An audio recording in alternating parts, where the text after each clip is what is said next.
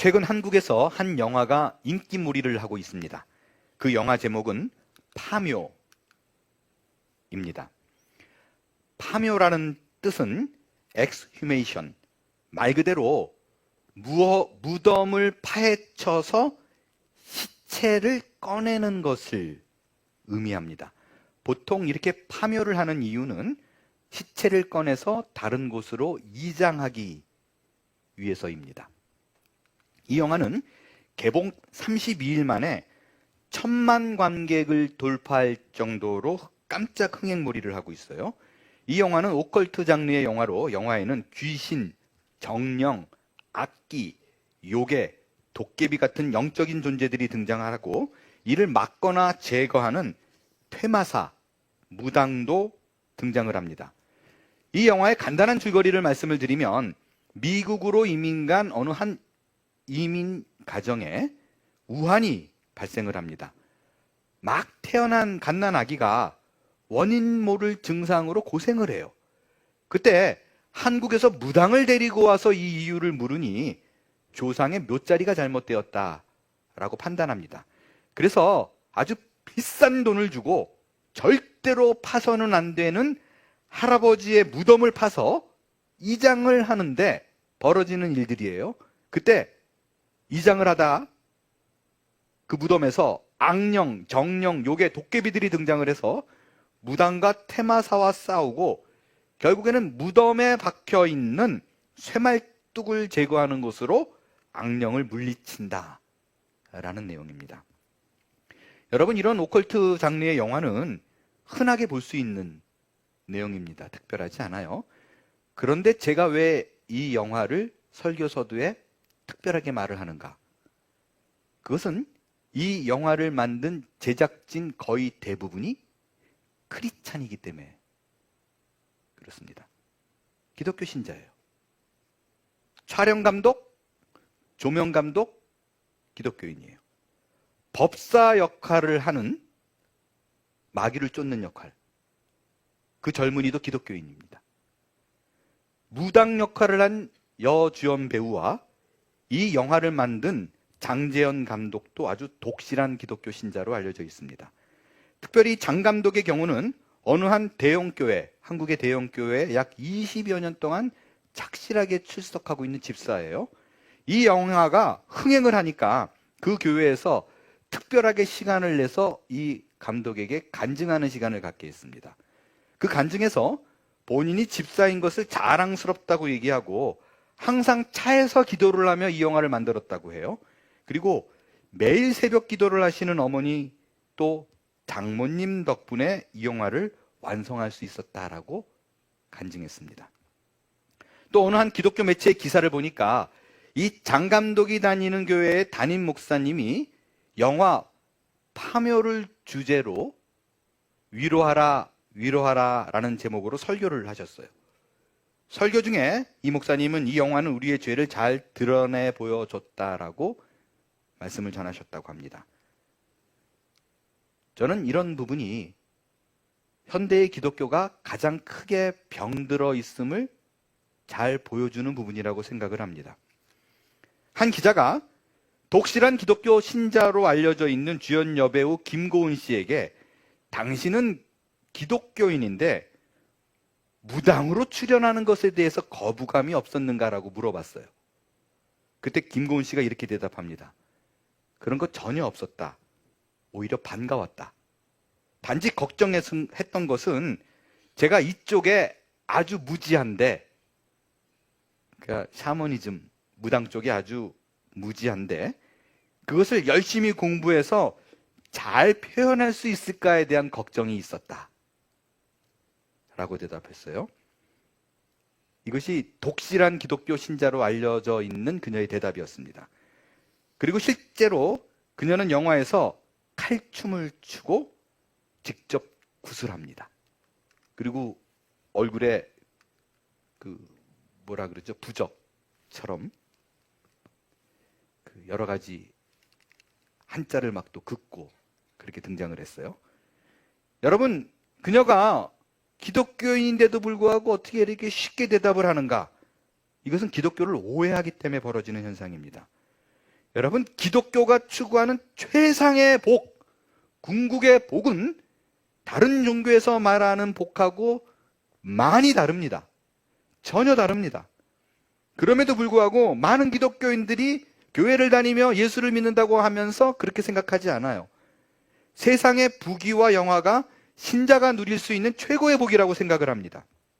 그러니까 신자는 십자가를 통해서 그 복을 얻고, 다른 종교는 나의 선한 행동과 제사를 통해서, 신을 달래는 제사를 통해서 그 복을 얻는다고 생각해요.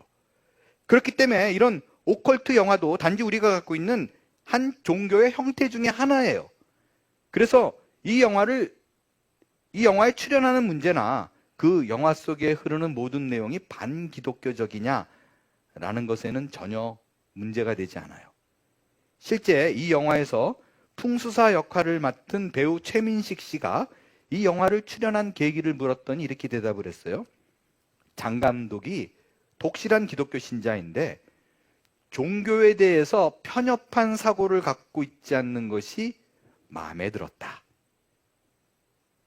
그러니까 장 감독이 지금 최민식 씨에게 기독교도 모든 복을 주는 그 여러 종교 가운데 하나다라는 메시지를 준 거예요.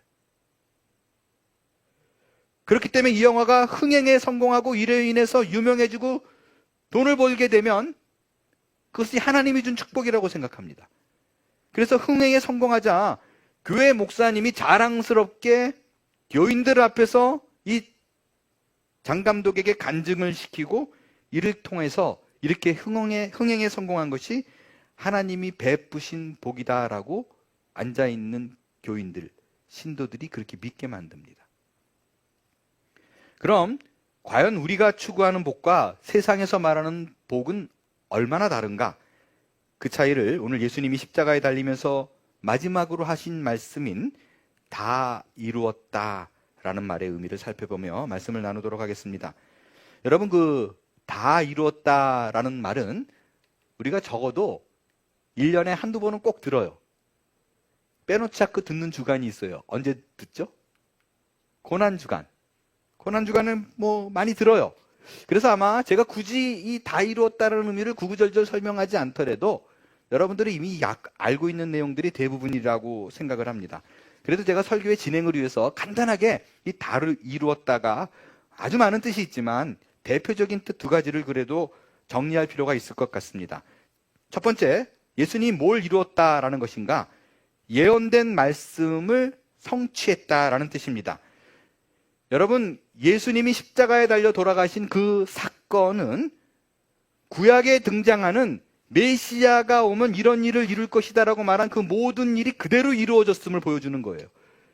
굳이 3년의 전 과정을 말하지 않고 이 십자가 사건을 하나만 두고 보더라도요, 예수님이 십자가에 달린 것, 군인들이 예수님의 옆구리를 창으로 찌른 것, 그들이 예수님의 겉옷을 나누고 속옷을 제비 뽑는 것, 목마르다라고 하신 것, 예수님이 죽으신 후에 그 뼈를 꺾지 않은 것, 이 모든 것이 성경에 이미 기록되어 있어요.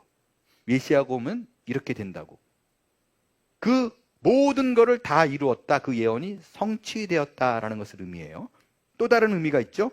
대속의 제사를 완성한 것입니다. 이 말은 뭐냐면요, 구약에는 이스라엘 백성들이 내 죄 지은 것을 사함받기 위해서, 용서받기 위해서는요 1년에 한 번 큰 제사를 드렸어요. 그때 짐승을 잡아서 피를 흘리게 해서 찢어 죽여서 나 대신 이 짐승이 죽는 것으로 내 죄가 용서받았어요. 그 짐승은 예수 그리스도의 그림자예요. 앞으로 오실 메시아가 이렇게 죽는다라는 거예요. 근데 그 그림자 대신 오리지널이 왔어요. 예수님 본체가 왔어요. 그래서 우리 모든 죄를 대신 지고 십자가에 달려 돌아가셨어요. 그래서 더 이상 그런 구약의 제사를 드릴 필요가 없다. 여러분이 예배도 제사로 생각하면 안 돼요. 이 설명이 길어지니까 그 부분은 나중에 다루도록 하고요. 1년에 한 번 내 죄를 위해서 드렸던 그 모든 제사를 예수님이 십자가에서 그 짐승을 대신해서 완전히 이뤘기 때문에 끝났다. 그것으로 우리는 더 이상 구약의 제사를 더 이상 드릴 필요가 없다라는 입니다. 이때 유명한 우리가 알고 있는 그 다 이루었다라는 말의 원형의 의미도 알고 있어요. 테텔레스타이, 이게 다 이뤘다라는 말인데 이건 paid in full, 다 끝났다, 다 페이됐다라는 뜻이에요. 이제 내 죄의 대가를 더 이상 내가 치르려고 노력하지 않아도 된다. 예수님이 끝냈다라는 뜻이에요. 유명한 말이죠.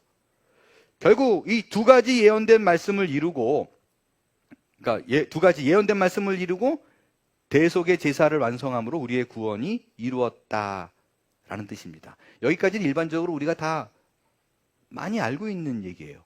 그런데 뜻밖의 사실 이것도 중요하지만 정말 중요한 메시지를 요 다 이루었다라는 말 가운데 놓치고 있는 부분이 있어요. 왜 놓치냐면요, 한국말 성경을 보면 그게 잘 느낌이 안 와요. 원어에 보면 기가 막히게 깜짝 놀랄 단어, 문장으로 되어 있습니다. 그게 뭐냐면 이 다 이루었다라는 말이 헬라어로요, 패시브 보이스예요. 수동태입니다. 여러분, 지금까지 요한복음을 줄기차게 해오면서 강조했던 게 뭐예요? 예수님은 수동적으로 이 일을 행하지 않았어요. 적극적으로, 누구보다도 액티브하게 적극적으로 행동했어요. 군대가 예수님을 잡으러 오셨을 때도 누구냐 그럴 적에 본인이 나와가지고 나다, 내가 예수다 그러고 본인이 십자가의 길을 걸어갔었어요.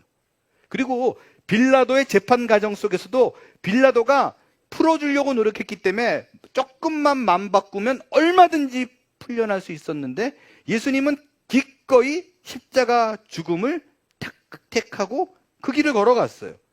심지어 여러분, 그 요한복음 이 19장에 예수님이 돌아가시는 장면을 보면요, 다른 복음서에는 없는 독특한 구절이 하나 있어요. 그건요, 요한이 아마 이랬던 것 같아요.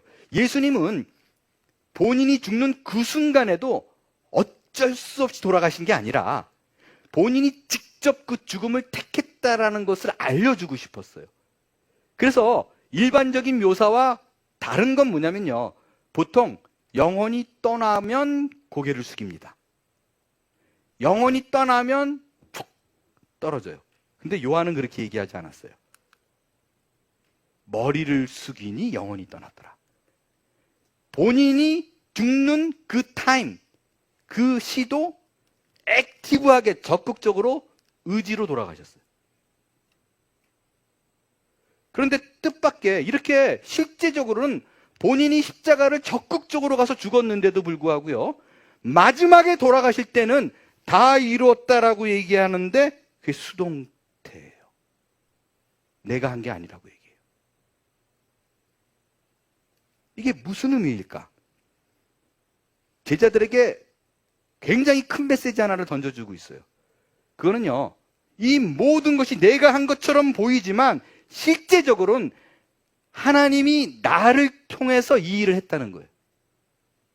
그래서 수동태예요. 하나님께서 예언된 그 모든 거를 예수님을 통해서 그분이 다 한 거다라는 얘기예요. 그렇기 때문에 모든 영어 성경도요, 한결같이 예수님이 십자가에 달렸을 때 다 이루었다라는 말을요, I finished라고 얘기 안 해요. It is finished. 나를 통해서 일이 다 이루어졌다라는 얘기입니다. 하나님이 나에게 묻고 동의하고 결단해라, 그러면 내가 일을 할 게가 아니라 무조건적으로 본인의 의지로 적극적으로 그 일을 이뤄냈다. 우리의 구원이 그렇게 이루어졌다라는 뜻입니다. 여러분, 이게 영화 파묘와 다른 거예요.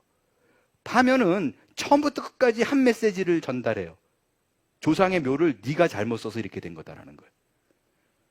오늘의 나의 불행은 과거에 내가 어떤 실수를 했던지, 심지어 내 조상 누군가의 잘못으로 내가 고통을 받는다라는 것입니다. 그러나 기독교는 달라요. 기독교는 우리의 모든 생사화복은 하나님이 주관하시고 하나님이 끌고 가는 인생이라는 거예요. 나의 잘못과 나의 실수가 있음에도 불구하고 하나님이 행하기 때문에 그거를 반드시 선으로 바꿔줄 것이다. 그게 그분의 의지다라는 게 십자가입니다. 심지어 어느 정도로 하나님이 내 의지를 강력하게 표명하는가. 자기 아들을 십자가에 죽이고서라도 너를 구원해낼 거야.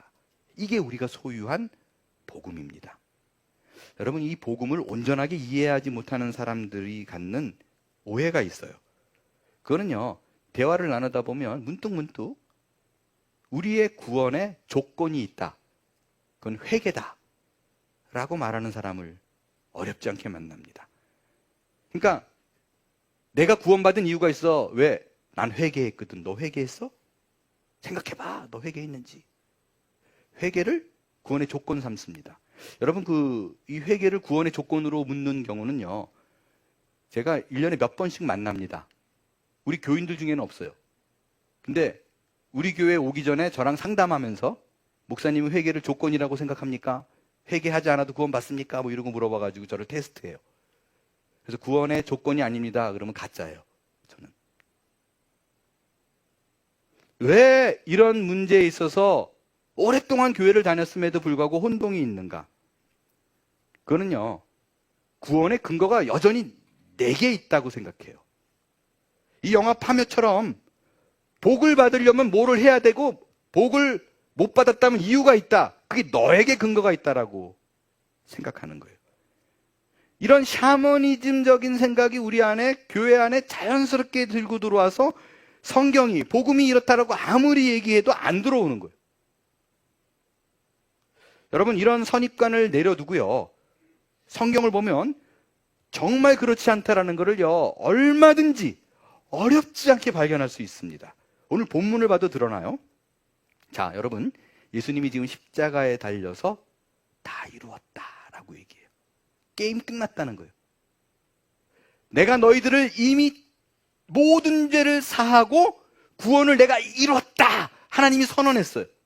근데 그때 그 선언할 때 제자들의 상태가 어때요? 제자들이 십자가에 달려있는 예수님을 보고 통해 자복하며 회개하고 다 돌아와서 예수님이 그 모습을 보고 비로소 다 이뤘다라 그랬어요? 아니에요. 예수님이 다 이뤘다. 너희 구원을 내가 끝냈다라고 얘기할 적에 제자들은 다 도망갔어요. 다 예수를 부인하고 배반했었습니다. 그런 패역한 제자들을 향해서 난 너희들을 구원해냈어 라고 얘기했어요. 이게 먼저예요. 그리고요, 후에 그들이 돌아오죠. 근데 재밌는 건 그 돌아오게 하는 과정을 잘 보면 그들이 어느 날 모여서 기도하다가 깊은 깨달음을 얻어서 이게 우리의 구원이구나라고 돌아오지 않았어요. 돌아올 때도 자기 스스로 한 게 없어요. 예수님이 찾아갔어요. 예수님이 이 제자들이 똘똘똘 뭉쳐가지고 방구석에서 무서워서 부들부들 떠니까 예수님이 쳐들어왔어요. 그 벽을 뚫고 들어오셔서 문을 다 닫아오고 있는데 너희에게 평강이 있을지어다. 예수님이 직접 이들을 회개시켰어요. 돌아오게 만들었어요. 우리를 회개케 하고 우리를 믿게 합니다. 계속해서 성경은 뭐를 얘기하나? 우리의 회개와 우리의 믿음. 그러니까 내가 믿어서 구원 얻었다라는 것도 아니에요. 이것도 착각하시면 안 돼요. 뒤에 좀 설명을 할 거예요. 내가 회개해서 구원 얻은 것도 아니고 내가 믿어서 구원 얻은 것도 아니에요. 왜냐하면 이 회개와 믿음은 구원의 조건이 아니라 구원받은 자에게서 나타나는 당연한 결과입니다. 마땅히 열리는 거예요. 이런 예를 들어보면 좋을 것 같아요. 지금 겨울이라고 한번 가정해 보겠어요.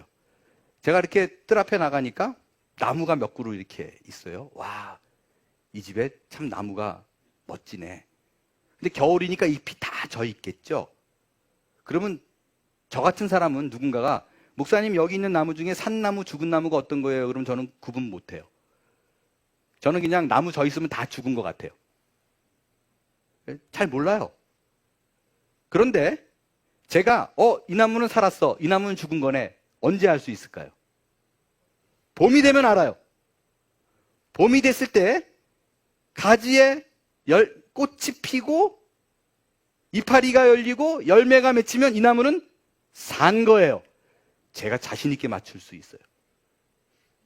근데 봄이 되고 날이 따뜻한데 여전히 말라 있어요. 그럼 어떤 나무예요?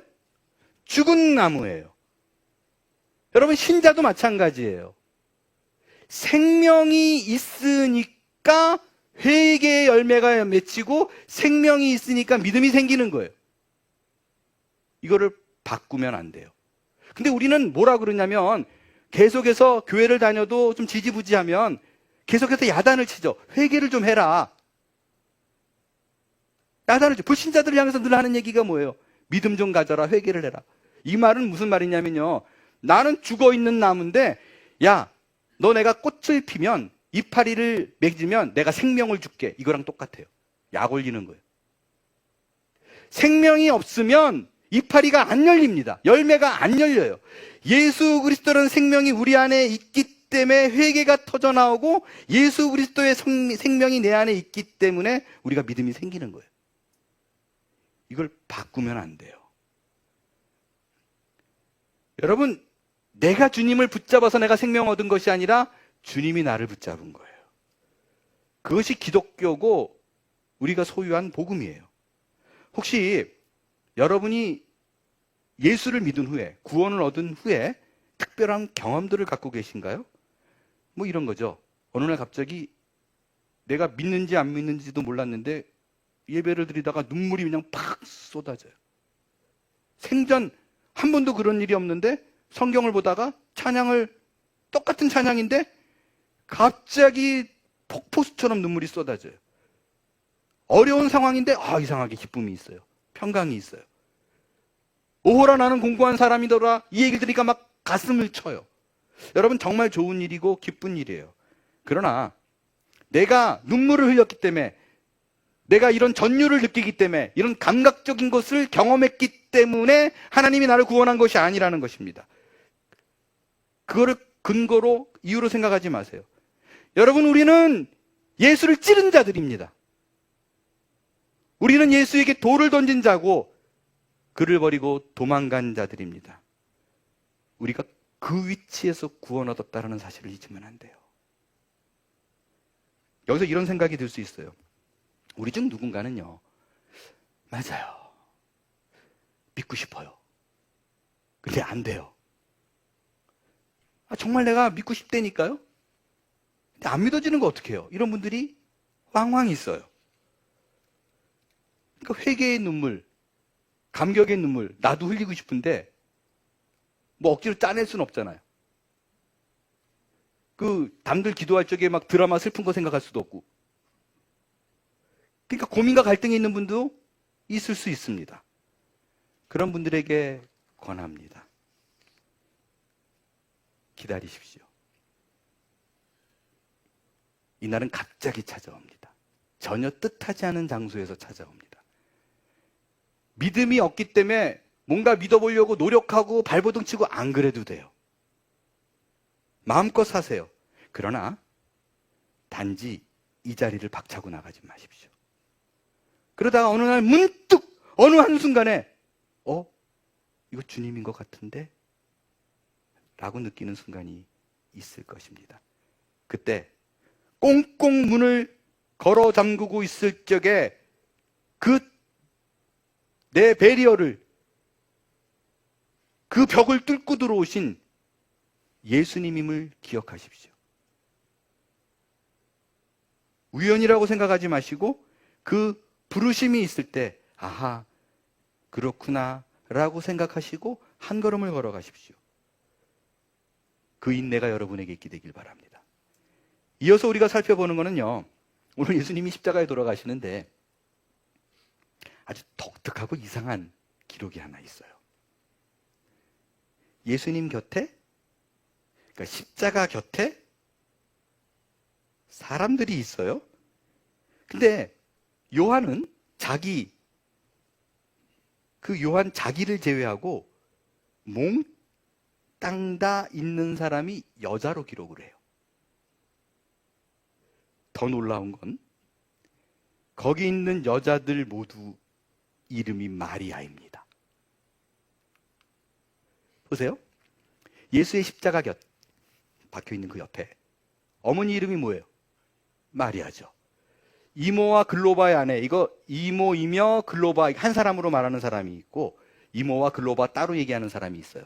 그런 학자들이 있는데 어쨌든 간에 둘이든 하나든 상관없어요. 마리아만 기록했어요.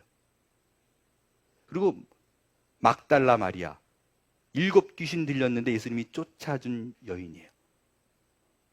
어떻게 이렇게 일괄적으로 마리아만 죄 모여 있을까요?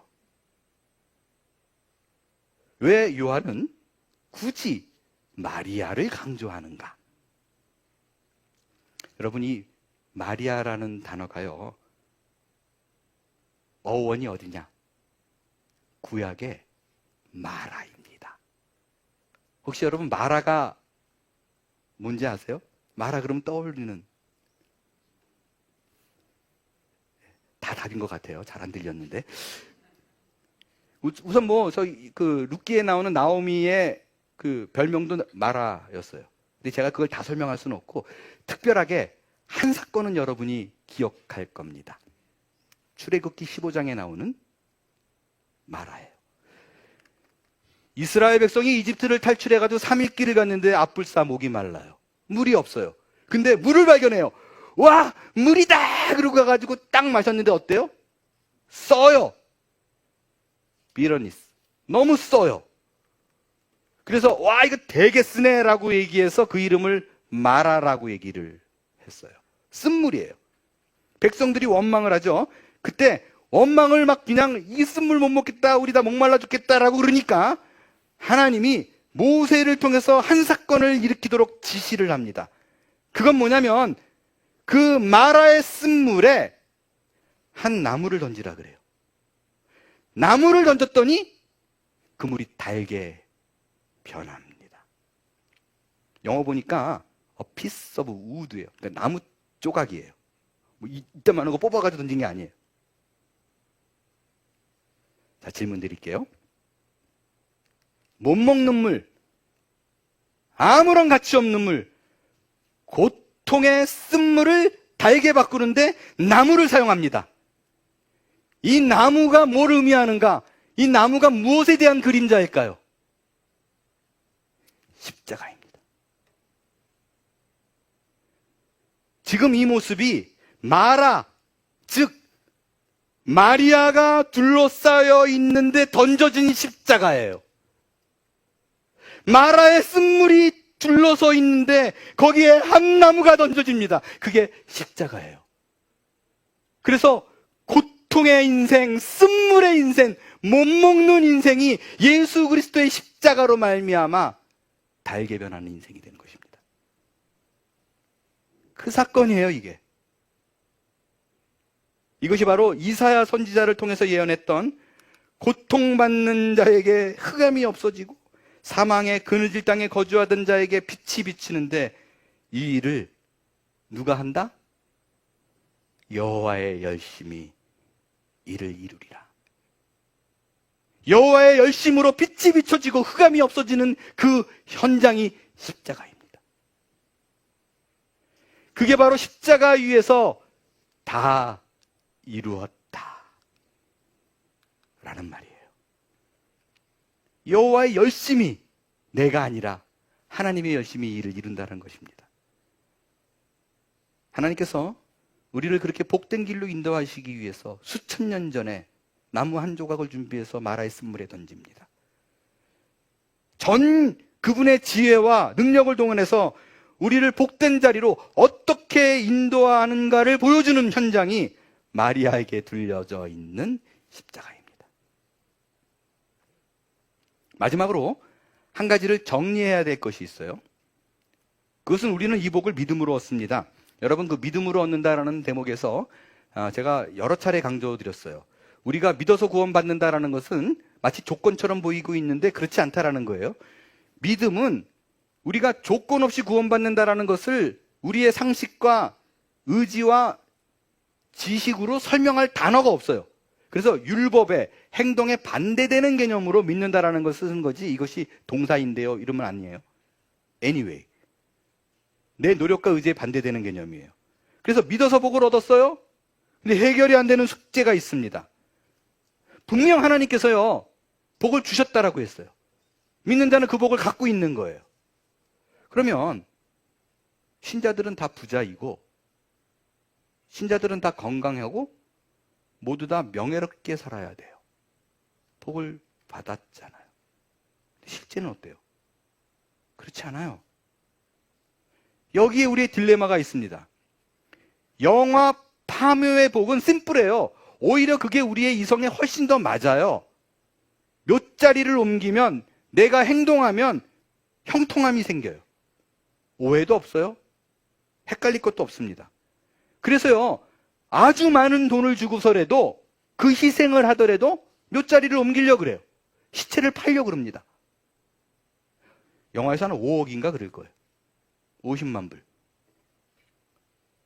그런데 기독교는 내가 뭘 하지 않아도 된대요. 더 재밌는 건 하나님이 복을 주셨대요.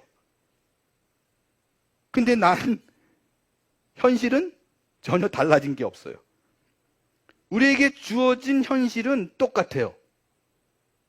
예수 믿었다고 예전과 달라지질 않아요. 실감이 안 나니까 그거를 이제 불신자들은 보잖아요. 그러니까 저 기독교인들은 다 사기를 당하고 있는 것 같아요. 뜬구름을 쫓고 있다라고 생각합니다. 아니, 도대체 하나님께서 내게 복을 주셨다라고 얘기했는데 그 복은 어디에 있을까요? 이 숙제를 해결해야만 합니다. 그것은 의인이 믿음으로 말미암아 살리라라는 말이 무엇을 의미하는가를 이해하면 우리가 현재 받은 복이 무엇인가를 명확하게 알 수 있습니다. 사도 바울은 로마서에서요, 오직 의인은 믿음으로 말미암아 살리라라는 말을 해요. 여러분, 이 구절은 굉장히 유명한 구절이 될 수밖에 없었던 이유가 마틴 루터가 종교개혁을 일으킬 때 당시에는 캐톨릭이 믿음으로 얻는 구원이 아니라 행동으로 구원 얻는다고, 뭐 지금도 그렇게 가르치지만 그걸 강조하잖아요. 선행을 해야 된다. 그래야 천국 간다. 헌금을 많이 해야 된다.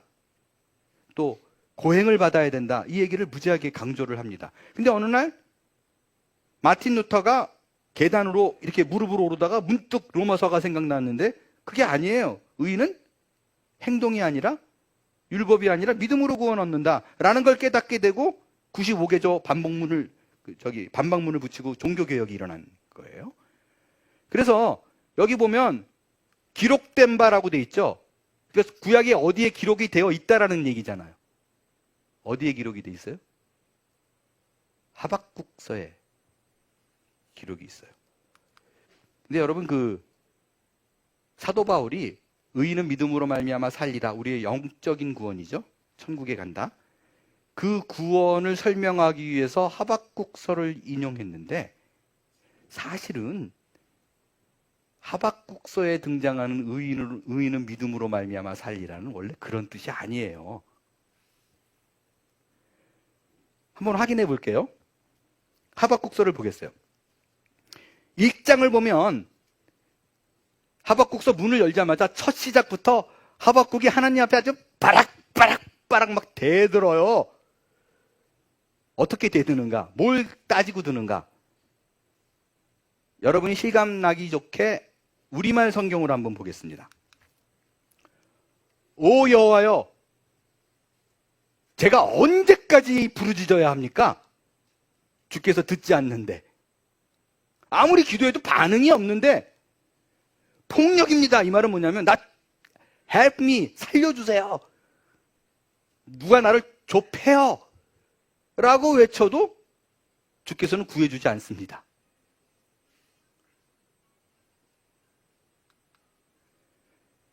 왜 저로 하여금 불의를 보게 하십니까? 왜 죄악을 쳐다보게 하십니까? 파괴와 폭력이 제 앞에 있습니다. 갈등이 있고 싸움이 일어납니다. 그러므로 율법을 지키지 않고 정의가 아주 실행되지 못합니다.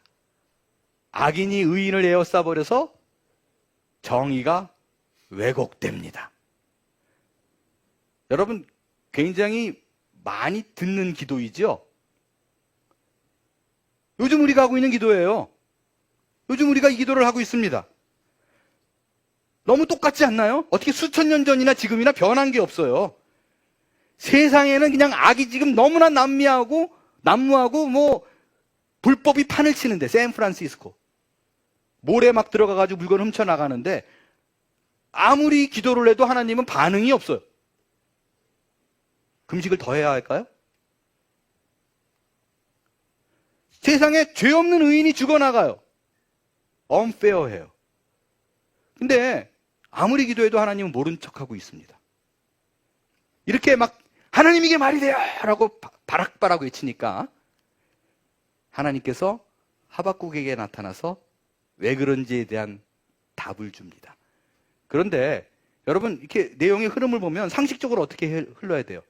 하나님이 나타나서 이래야 되는 거 아니에요? 아, 내가 미처 못 봤다. 깜빡했네.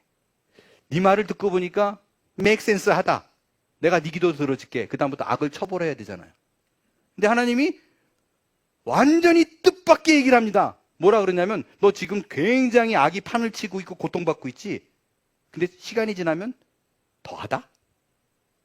근데 악이 더 판을 칠 텐데 그거 내가 했다? 라고 얘기합니다. 이 말에 깜짝 놀라는 거예요. 내가 일으켰대요. 그러면서 이 말과 이어져서 한 말이 바로 그 유명한 로마서에 등장하는 의인이 믿음으로 말미암아 살리라 라는 얘기가 등장을 합니다.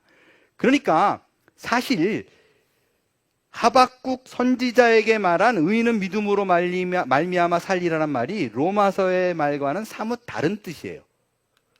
로마서는 행위가 아니라 믿음으로 구원받는다 라는 영적인 구원을 얘기하면, 하박국에서 말한 의인은 믿음으로 말미암아 살리라는 말은 굉장히 현실적이고 실제적인 얘기입니다. 고통받고 있는 사람에게 한 말이에요. 그러니까 하나님은 의인은 믿음으로 말미암아 살리라는 말은 무슨 말이냐면, 세상이 아무리 불의하고 아무리 어둡고 아무리 황망할지라도 신자는 그것에 영향받지 않는다. 그게 신자다라는 얘기예요. 여러분, 우리가 소유한 믿음의 핵심은요, 보이는 것으로 인해서 영향받는 것이 아니에요. 보이는 물질의 소유 여부로 인해서, 많고 적음으로 인해서 내가 살고 죽는 게 아니라는 것입니다. 의인은, 신자는 환경이 나아지는 것으로 내가 보람과 기쁨을 누리고 사는 것이 아니라 하나님을 향한 신뢰. 그래, 내 환경이 지금 어렵고 공고하고 힘들더라도 이거 하나님이 한 거라며요. 그렇다면 이유가 있겠지요. 내가 믿는 자라면 반드시 내 인생을 마지막 그 끝까지 당신의 의지로 책임질 거를 믿습니다라는 믿음으로 사는 거예요. 그 믿음으로 세상을 이길 수 있다라는 뜻입니다. 그 믿음이 있으면 산이 요동할지라도, 바다가 내게 덮쳐올지라도 주 안에서 평강을 누릴 수 있다. 이것이 우리가 소유한 복이고 우리가 이 땅을 사는 능력입니다. 이 깨달음이 하박국에 딱 임해요. 하박국이 정신이 번쩍 들어요. 아, 믿음으로 말미암아 사는 게 이거구나. 우리가 받은 복이 이거구나를 알게 되자 너무너무 유명한 고백을 하박국이 합니다. 제가 읽을게요. 비록 무화과 나무가 무성하지 못하며 포도나무에 열매가 없으며 감람나무에 소출이 없으며 밭에 먹을 것이 없으며 우리의 양이 없으며 외양간에 소가 없을지라도, 눈에 보이는 물질적인 거, 물리적으로는 최악이에요. 그런데 어떻게 하느냐? 18절 우리 같이 읽습니다. 시작.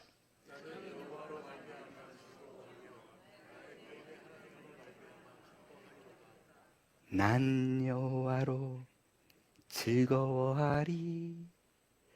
난 여호와로 즐거워하리. 난 구원의 하나님을 인해 기뻐하리라. 이 믿음을 소유하는 여러분이 되시길 바랍니다. 여러분, 십자가는 부적이 아닙니다. 하나님의 말씀을 외우는 것은 주문이 아닙니다. 특별히 믿음이 있으면 우리에게 부가 주어질 것이다. 건강해질 것이다. 명예가 주어질 것이다. 이것이 우리에게 주어진 복음이다. 다 가짜입니다. 속지 마십시오. 이거를 복으로 믿고 추구하면 우리는 반드시 좌절할 거예요. 한두 명이 이 복을 얻었다고 떠드는 것에 속지 마십시오. 그건 마치 장재현 감독이 내가 저런 악한 영화를 만들어 놓고 부를 얻어서 하나님이 하신 것이다 라고 말하는 간증에 속는 거랑 똑같습니다. 복음은 세상이 줄 수 없는 걸 우리에게 줍니다. 그것은 진리와 생명과 영원입니다. 그것이 우리를 감격하게 하고 그것이 우리에게 주어진 날들을 버티게 하고 견디게 합니다. 그것을 위하여 주께서 십자가에 달려 돌아가셨음을 기억하시고 이제 우리에게 전하신 다 이루었다 라는 선포로 이루어진 신자의 신분, 약속된 권리를 놓치지 마시고 생명으로 가득 찬 삶을 소유하는 저와 여러분이 다 될 수 있게 되기를 바랍니다. 우리 일어나 찬양하겠어요.